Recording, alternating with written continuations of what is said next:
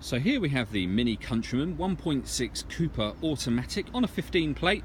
I'm going to start off by showing you around the outside of the car, and then we'll hop in and run through some controls on the inside. But from the outside you can see it's a 5-door car with alloy wheels. Let's start off inside the boot and then work our way around the rest of it from there. So as we approach the back of the car, you'll see we have reversing sensors, plenty of boot space as well, along with 3 individually folding rear seats that also slide back and forth in 2 sections as well. Okay, so we're just going to work our way back round to the front of the car now, and then we'll hop in and run through some controls on the inside. But now that we've done a full circle of the car, you can see it's in wonderful condition the whole way round. Just briefly before we climb in, I think it's well worth seeing the interior from this exterior point of view. These seats are in great condition.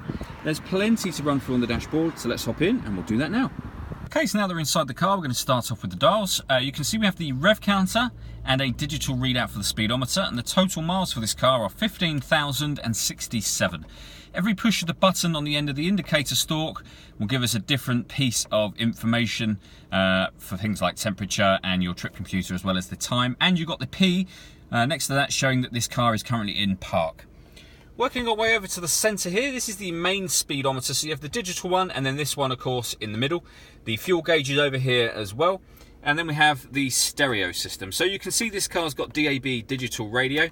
You can also listen to AM and FM radio should you wish to, which are selected just here. You can also then, if you want to listen to your own music, use the CD player, auxiliary input and USB input as well.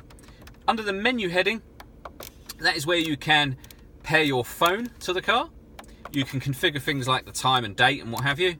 And there's some useful phone numbers for Mini customer services as well, displayed there at all times. Working our way down, you can see the CD player and then the air conditioning. So fan speed is adjustable this side. Temperature on this dial. Hit that button to turn the air conditioning on, or off again of course. And then this dial will determine where within the car the air is blowing. We then have a heated rear screen, and we can recirculate the air that's in the car if you want. So that will shut off the vents to the outside and, as I say, recirculate the air that's already in the car. Below that we have front and rear fog lights. Deadlocks, that will lock the car doors from the outside, and you can turn off the traction control from here should you wish to. We then have the fully automatic gearbox, and it will show you the gears just down the side there, as well as up on that centre console area. And finally, the USB and auxiliary inputs.